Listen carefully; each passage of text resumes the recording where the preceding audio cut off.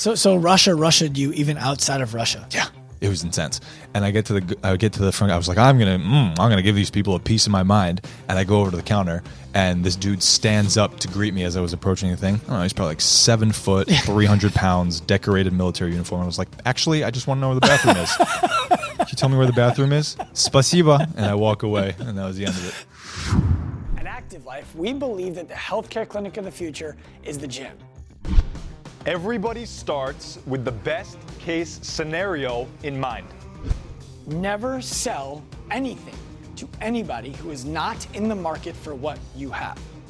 The only reason we work out is to create the opportunity to recover.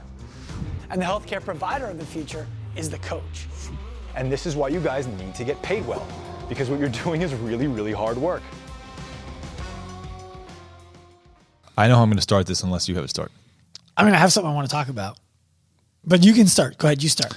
Because I'm going to keep mine in the back pocket. Do you believe they're going to make a Neurolink suppository version? Or just got to go in, a neurosurgeon puts this in the middle of your brain? I'm going to go ahead and suggest that Neuralink is never going to be put in your butt. Okay. So you wanted to talk about something?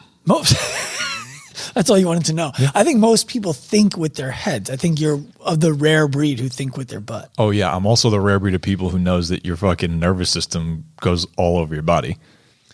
And you can think with your head via the suppository Neuralink. If there was a meter on colonic innervation. You know Mortal Kombat's coming out with a new movie? No. Okay, well, they are. And you remember, do you ever play Mortal Kombat as a kid? Yes. Okay, so you know there's like the bar of health that your character has before you're dead or knocked out, whatever. If we had a credibility bar for Active Life as a company going across the top screen, every word you use would just be dramatically shrink. Down. Isn't that the purpose of these? I don't know. I guess so. I wouldn't say purpose. Yeah, I would say it's a byproduct. Side effect. Yeah, okay. So, yeah, the waste product, exactly. It's the waste product of what we're doing. This is the acid way of our Active Life Greek yogurt. I don't know if you know about that. I don't. Go ahead, tell me about acid whey. Acid whey is a horrendously environmentally destructive byproduct of making Greek yogurt.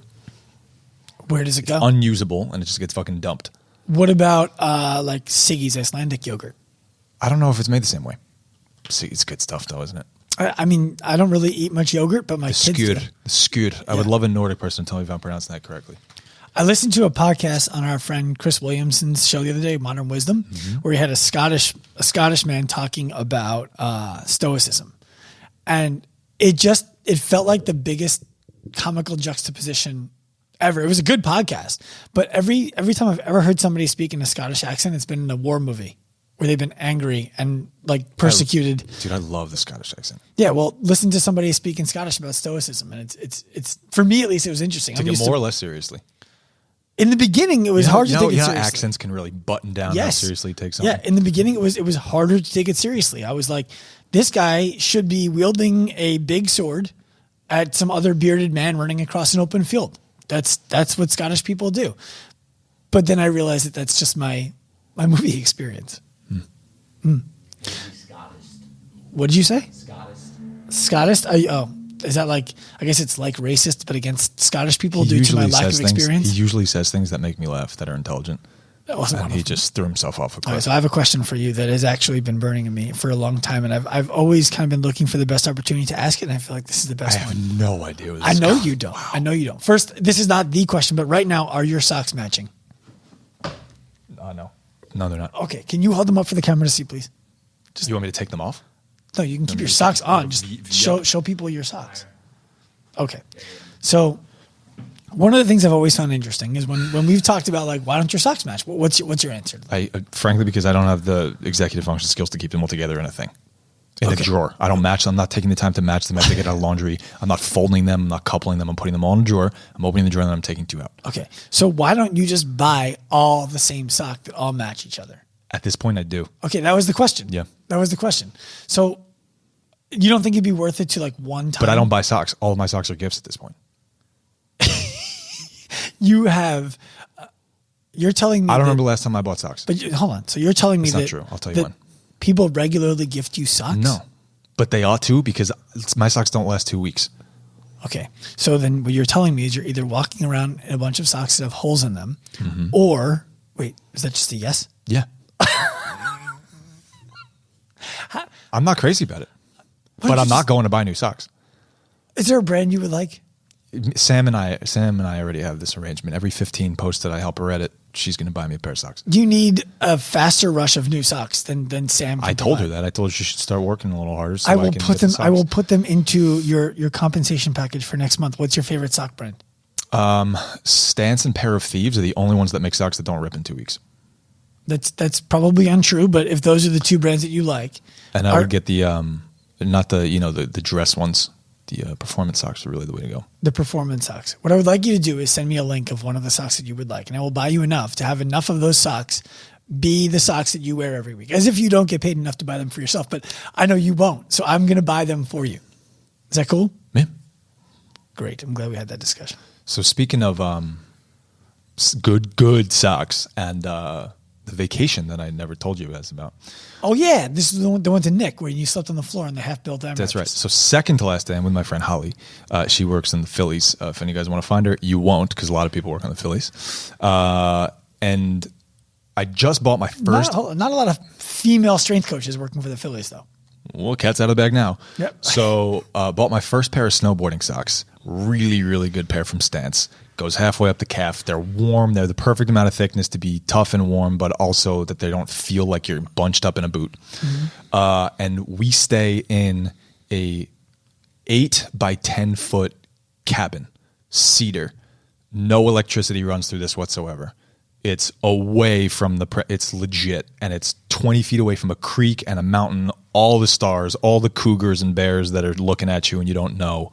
It's awesome. That sounds fun. Oh, it's great. And there's a wood burning stove inside. It's awesome, man. Like there's wood, you got to light the thing, and then in 5 minutes the cabin goes from -20 to 105, and you have to open the window, and it's just beautiful. You get to look at a fire as you're going to sleep. It's cool. The next morning, I decide I should start a fire, just warm this place up, and we could sit and drink coffee. There's whatever it is, and it's freezing. I get up and it's 28 degrees, and I'm scurry over in my underwear to go start lighting this thing up, and the metal is cold, very, very cold to the touch, and I figure I have cold, wet clothing that's hanging right now. I'm sorry, I have to ask because I'm trying to decide what kind of underwear you're wearing as you walk over to scurry. And is it like, are we talking tighty whities, boxers, boxer briefs? No, red thong. And was kind of whatever you want to imagine, all right? No, I deliberately didn't tell people. I'm imagining that your boxer brief because I think that briefs. Put it this way: my boxers are black jockeys that are as tattered, if not more tattered, than my socks. Okay, I'm not buying you underwear too. Okay, so walk over, and the stove is cold, and I load this thing with the newspaper, and then the kindling, and then the logs, and I light it, and I figure. It's genius. I'm going to put my cold, wet clothing on top of the stove to just warm it and dry it in the 4 minutes while the stove is heating up. I'm going to take it off. Is that where the smoke comes out? What smoke? No. There's a flue that goes directly out of the thing. Yeah, so I would have thought that's a reasonable thing to do. Yeah. Smart. One of the best ideas I've ever had. So I put jeans, my brand new Stance socks that are wet and cold, and my favorite $90 Patagonia flannel on there. Mm-hmm. And the red one? No, I don't own a red shirt. Yeah, you do. No, I don't. No? So anyway, I go outside then to just stand and just look at the creek in my underwear just to have cold air around while this thing's warming up. 100 seconds later, the smoke alarm in the cabin is going off, and I turn around and there's smoke billowing out of the cabin, and all of my clothes are on fire. All of my clothes are on fire. How did that happen? Because it went from 0 to 500 degrees in no time. And the heat literally just lit my clothing on fire. From sitting on top? From sitting on top of the cast iron wooden stove. Wow. And I get it all out. I guess that's not child friendly, huh? No. And I just put it in the snow. And then I'm taking newspaper and I'm standing at the entrance of the cabin, just like fanning all the snow out in my underwear in 28 degrees, whatever it is, until it all opens up. And then, that's the end of it. And so now all my clothes are ruined, and I got one Stance sock left, and this is how we get to where we are. And full circle. So, did you was that all the clothes you brought on the trip? Yeah, that was it. The rest of the trip, I was on the plane, boxers, tattered.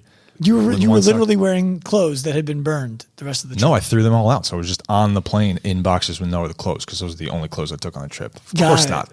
Come on. I see. No, so those were gone. Those are gone though. I didn't sense the sarcasm there. Where was that? Where was that cabin?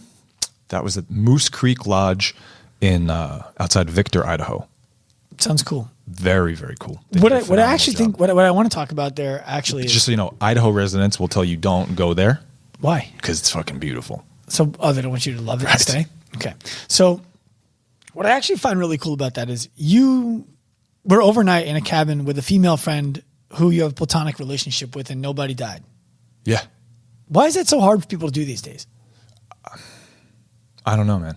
Well, I think it's because because I think relationship is a skill that's really, really hard, and jealousy is deep in the human brain, and I don't think Jealousy or envy? Which one do you think? it's jealousy.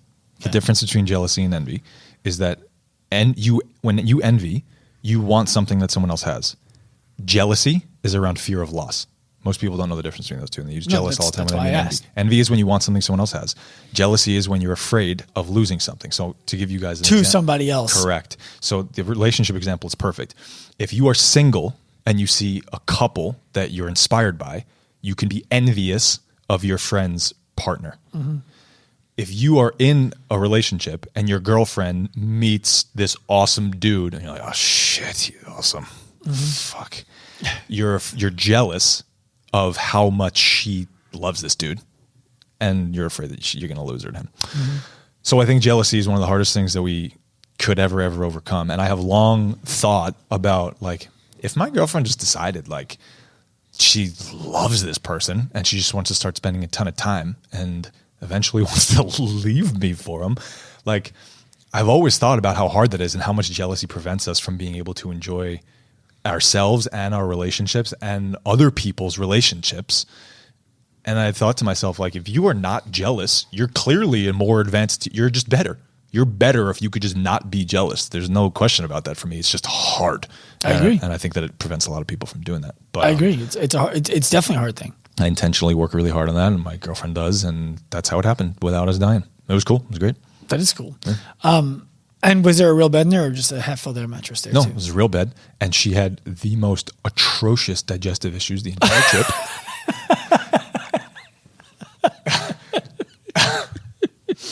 I'm sure she's thrilled to listen to Fuck this. it, she knows. And I slept an hour and a half.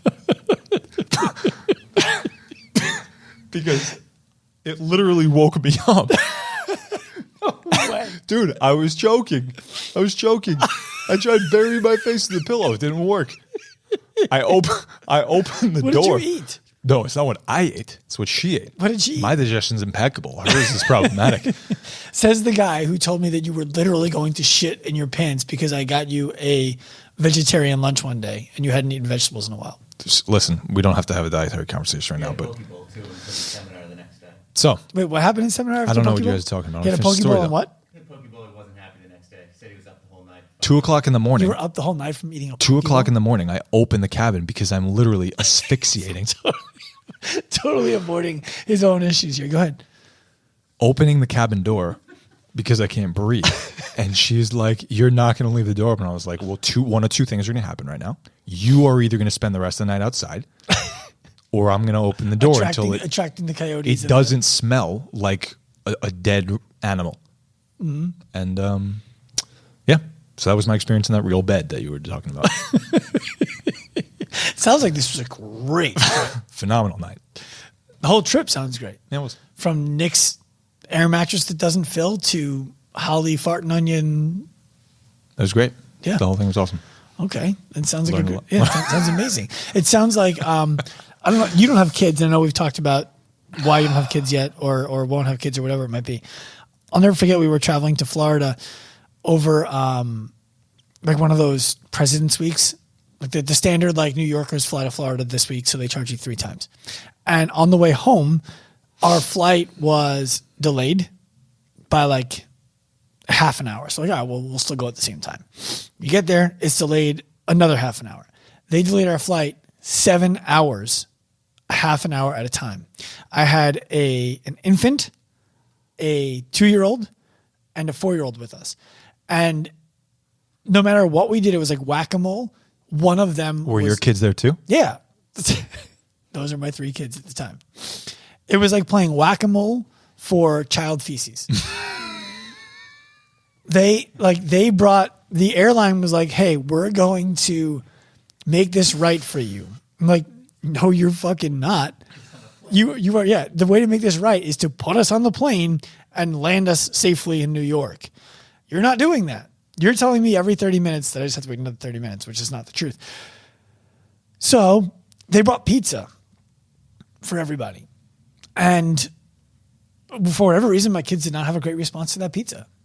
And it was like one kid shit. It's airport pizza. What do you expect? Yeah, you're not wrong. But it was one kid's pooping, the next kid's pooping, the next kid's pooping, and then it was back to the beginning. And then it was you, and then it was Kim, and then we ran out of diapers. Got it. We ran out of diapers, and we went to the airline. We're like, hey, we need diapers, and it felt like I was a thief in the show Money Heist on Netflix, because everybody, like all of the parents who had young kids and everybody on this flight had young kids, went to the desk and was like demanding childcare products. And they actually sent somebody out to the store who came back with diapers, cream, all kinds of stuff so that we could take care of our kids, which is how we knew we were fucked and there was no way we were getting on the plane in 30 minutes. It's an impressive response, by the way. It was a very impressive response. Good job, Delta, with that. Delta crushes. Sometimes. No, I've never had a bad experience on Delta. Well, that's because you haven't been delayed a half an hour at a time, 7 hours. And because I don't have 3 kids yet. All right. It's not that much fun if you don't have 3 kids to get delayed 7 times or 7 hours. I was flying back to New York from Israel, and this was the 1 out of the 10 times that I've been. Mm-hmm. Sorry, 1 of the 2 out of 10 times that I've been that I actually have gone with my dad. And he decided that he wanted to fly Aeroflot, the Russian airline, because he thought it would be cool to save 90% on the ticket and stop over in Moscow. First of all, 90%. For those of you guys who don't love the map, it's go 1,000,000 miles in this direction to come back 900,000 miles in the other direction to get to where you want to go. Yeah, Moscow seems like a way overshoot. Ridiculous. So on the way back, but seriously, that's like flying from like you're going to LA, so you land in New York. Yeah, it's horrible. It's a total waste of time. You're from Hawaii to LA, but instead you go Hawaii to New York to LA. There's nothing redeeming about it. Right. Okay. Nothing. Well, so 90%. Well, yeah, but you know what? After this, nothing redeeming about it. I'll spend 200% to not do this again. Mm-hmm. So we stop in Moscow, and I don't like anything about this. It's 2:00 in the morning, and who was president? Putin. No, of the United States. At the time. Oh, don't know. Okay. So. Was it in the last 4 years? Who were the last 3 presidents? And then I could maybe I'll Trump was the last 4 years. It was Obama. Okay. So we get there, and there's a little shuttle that's taking us from a plane. It's blizzard, -15 outside, getting into the airport. And my dad asked the shuttle driver in Russian, she's like, so how's Putin doing? And this is just the beginning of this conversation with this guy. And he goes, your dad speaks Russian? Yeah. And he goes, great. And that was the end of the conversation. And I imagine, and I don't think that the 85% approval rating is because everyone is stoked about it. Right. So anyway, I get in the middle of things, 2:00 in the morning in this airport in Moscow, and we need to get our connecting flight to New York. I'm sorry. Yeah, we need to get our connecting flight to New York, but we have to stop over in this one little city, wherever it is. So there's 2 flights on our way to New York. And they get us on the plane.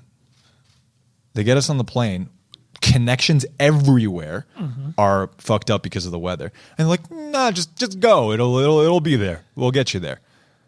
And we find out after getting on this plane that they knew the whole time that there was no connection waiting for us. They just wanted to get us out of the airport and keep our money in the system from having taken the flight. So how'd you get to Israel? I waited a long amount of time for another flight the next day. They were just like, it'll be fine. Your plane's waiting for you when you get there. Not at all true. Where was there? Some European country. I don't remember. That's amazing. Some European city. Yeah, it was insane. They're just crooks. Total crooks. So Russia'd you even outside of Russia. Yeah. It was intense.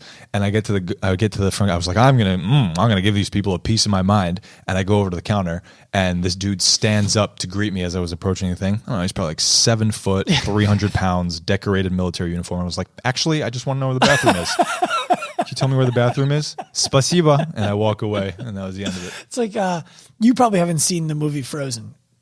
I have. You have. I watched Frozen 1 and 2 back to back on my projector. So I imagine that you were like Kristoff, giving the guy in the shop a hard time, and he stands up and he's like, "Are you calling me a liar?" And It was he's the end of that. yeah, Done. yeah. Except Kristoff got thrown out on his head. Yeah, I know all about that. I get to be Kristoff. Also, this guy didn't have pupils and then an eye color. They were just black circles. I don't understand. They were just, you know how people have eye colors? Yeah. And then in the middle, there's a pupil. That's black. So is this guy just high on cocaine? I don't know, but this guy, I just think this is how he was born. His eyes were just black. They were just circles of just abyss.